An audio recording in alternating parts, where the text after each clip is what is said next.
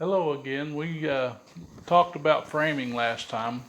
We more or less showed components and how they work, but there's some things you need to know before you start talking about components. One of the major things is tape. Now, when I first started, we all used 6-foot folding rules, and somewhere through the years, they started using tapes. First of all, they were 3/4 of an inch wide and 16 feet long. Then they came to be a little wider and a little longer. Most people use a 25-foot tape. I usually use a 25 or a 30. Today I'm working with a 40-foot tape. When you're laying out a long wall, it's pretty handy because usually you don't have any walls over 50 feet or so. So I want to show you a few things about this tape. First of all, it takes a little while reading the tape, to get used to the markings on it. It's marked in feet and inches. The inches are broken down into halves, quarters, eighths, and sixteenths. And you need to get used to when somebody asks you for 6 and 11/16, you immediately go to right there. If they ask you for 6 1/4, you go right there. So if they ask for 1'4", that would be right here. Or maybe they just ask for 16 inches. Now I like these tapes, like this is a Stanley. Most tapes are like this. However, we get into sometimes, this is a cheap tape from Harbor Freight. Let me show you something about this that I don't like. Okay, you notice this thing's marked all the way down to 30 seconds. There's too many numbers on there for me. I can't deal with that many numbers. You know, a 16th is as close as we hardly ever need to be any closer to that as carpenters. So these 30 seconds are just static, and they're I can't even see them hardly. So I like to stick with my Stanley tape. Now when you look at this Stanley tape, it's got several things on it. It's got 16 inches marked with an arrow. That's so when you lay out 16-inch centers, you notice the same thing at 32. And at 48, you get the arrow because it is a 16-inch center. 16-inch centers are used so that you break on your 4-foot plywood. Now, if I were laying out a wall on 16-inch centers, I would come over here and I'd mark 15 1/4. And you notice how I marked that 15 1/4. I marked it with a crow's foot. And I'd put my X on this side. And I'd take a square and I'd square that across. Now for this layout, I'm going to use a 2-foot center. So with 2-foot center, I'd mark 23 1/4, put my X on the 24 side. I'd mark 47 1/4, mark on the X side. I'd mark 71 1/4. And so forth, all the way down the wall. But the same thing would be for 16-inch centers. The 16-inch center would be here at 64, and I'd mark back 3/4 of an inch. So that's how you lay off your centers. Now, another layout that we have, after, I'll mention here too that after I laid out, I would take my square and I'd square it across.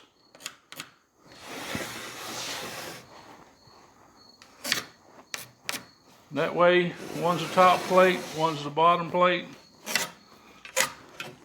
And that way I know where to put my studs. Now, with our amateur crew here, they lay them down and mark it across the face. But when I'm working with a crew of professionals, we just mark it on the top.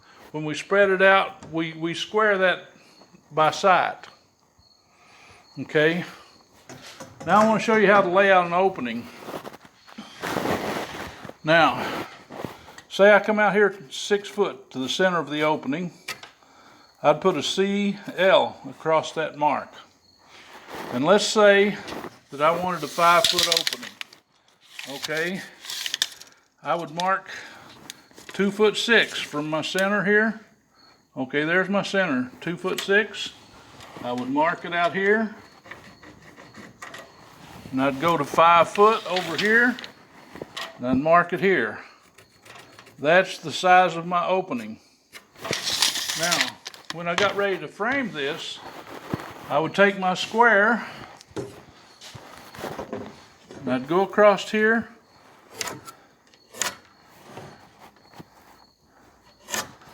and I'd mark this for my king stud, and I'd mark this for the cripple. When you see an O on the plate, that means that that stud doesn't touch both plates for some reason. It could be it doesn't touch the bottom, it could be it doesn't touch the top. But for one reason or another, it doesn't touch both plates.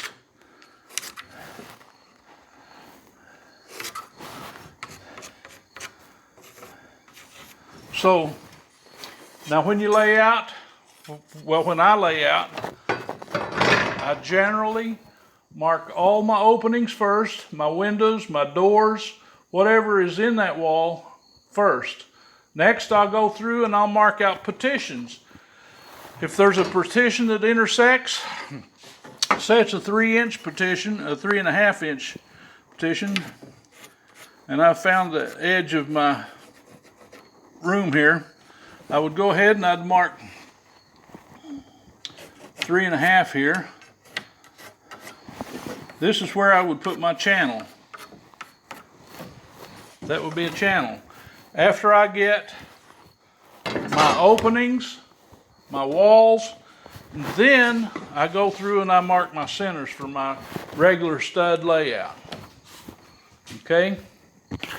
Now, one thing I want to mention here, I want to talk about a few tricks of the trade.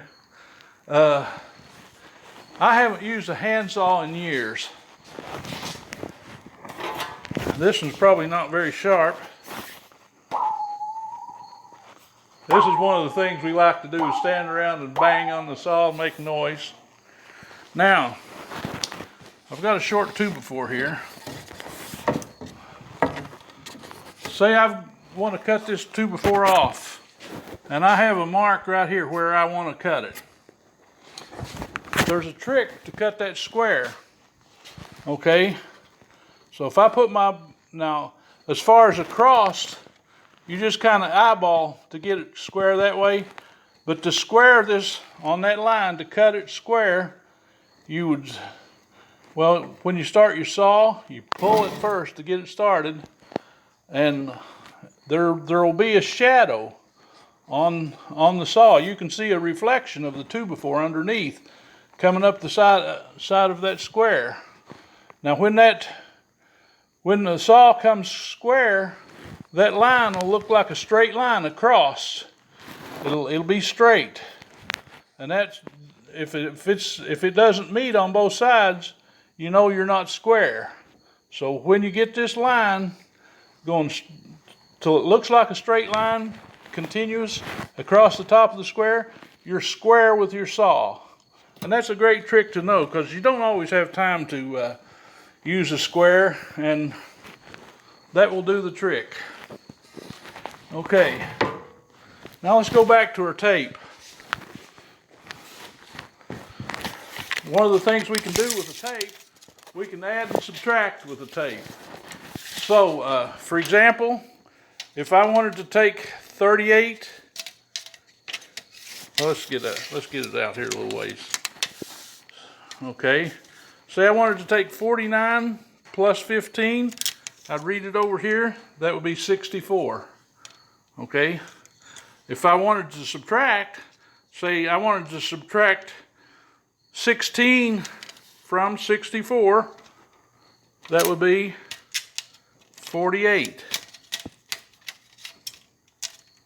So that's just one of the tricks you can do with your tape.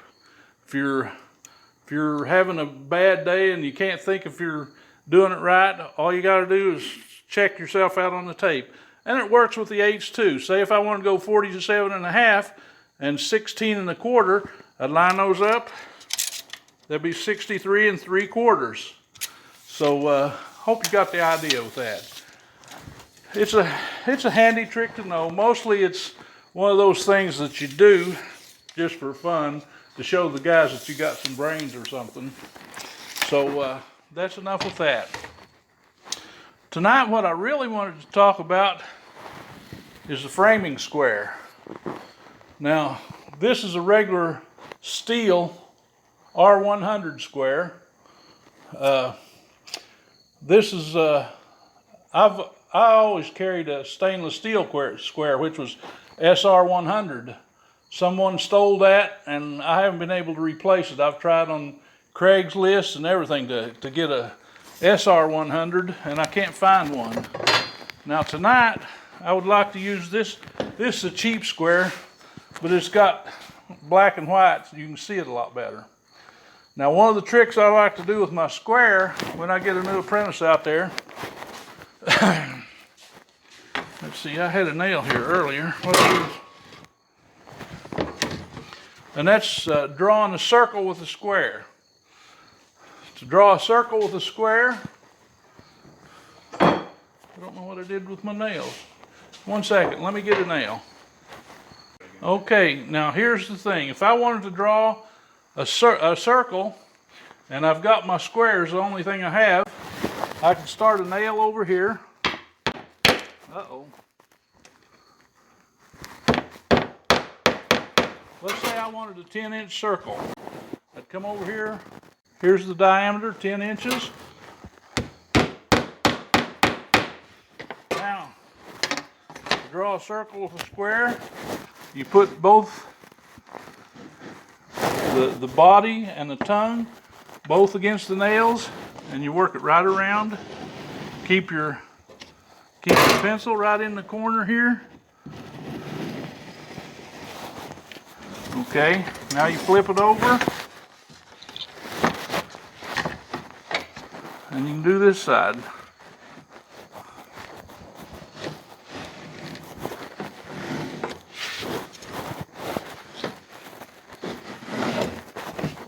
Well, there you go. Circle with a square. That's a pretty good trick. Now, let's talk about the framing square. There's lots of things on this framing square that the average Joe doesn't know about. First of all, this is the face of the square. As you're holding the square in your right hand, looking at this side, this is the face, this is the back, this is the body, and this is the tongue. On the face of the square, you have the rafter table. Well, you also have the octagon table. These dots going across here is the octagon table. You have a 16th scale and a 1/8 scale going along the body and the tongue. On the back, you have a brace table. You have a 12th scale going across the tongue and across the body. And I'll show you what those are for. Also, you have an Essex board feet table right here. You have a 10th scale coming across the blade of the square. This is 1/10 of an inch going across this way. And this other one's a 16th scale. So most of a good square will have a 100th scale across here.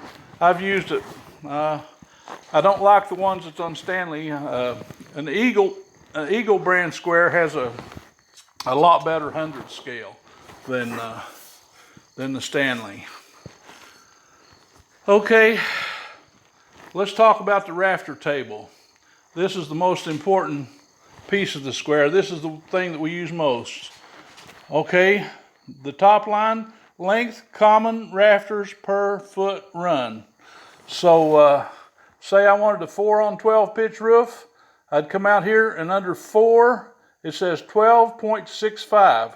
What that means is that if I was framing a roof and I wanted it to raise 4 inches, in 12 inches, the diagonal here will be 12.65. So you half of your total width is your run. So let's say I had a 14-foot width, the run would be 7 foot. Half the span is the run. So now the second line says length hip or valley rafter per foot run. You come on over here under 6, well, let's use 5. Under 5 and the hip or valley is 17.69 inches per foot run. So if we had the same 7 foot, and we have the same 4 on 12, or this case we use 5, this diagonal on the slant would be, what I say, 17.69. Now, when you're laying out common rafters, here is a 4 on 12. This would be your plumb cut, this would be your seat cut. In other words, this is plumb, this is level. Now laying out a hip or valley are cut on 17, because the diagonal of a square is 16.97 inches for 12 inch foot. So you lay out, and I said 5 on 12. Okay, it would be 5 on 17 for a hip or valley rafter. Okay, there's 5, there's 17. Now if you'd measure across here, that equals, what I say, 17.69. Okay, that appears to be it. This was 4 on 12 and 1 foot, 12.65. That's about 5/8. Okay. If you go on down, difference in length of jacks, 16 inches on center.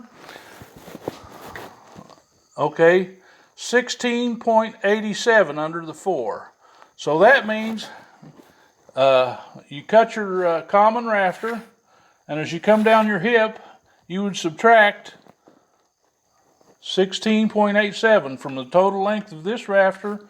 16 inches out would be that much shorter. The next line is difference in length of jacks, 2 feet on center. If you come over here under 4, it's 25.30. So take away, if you were working your way down from the common rafter length at the point of intersection here, it would be that 25 and 0.30 inches shorter than the length to your ridge on your hip or valley. The next is side cut of jacks. Use, unless I like to use 4, 11 3/8. So if I were cutting a jack rafter, let's turn the other side, and say, let's lay out a 4 on 12 here. We would have our mark on top. Here's a plumb cut for a 4 on 12. And we said that was 11 3/8. You'd put your 12 back here, your 11 3/8 up here. 12, 11 3/8. So there's your side cut. Now, the next line is side cut of hip or valley use, and back for 4, 11 and 11/16. So remember, when you're laying out a hip or valley, it's cut on 17. So here is 4 and 17. Here would be the plumb cut of a hip. Now, I'm just going to use this as I'm going to use the center which will be right here at 3/4 of an inch. Now to lay out this side cut, it was 11 and 11/16. You'd use your 12 over here, 11 and 11/16 over here, okay? And you lay that out on both sides. And then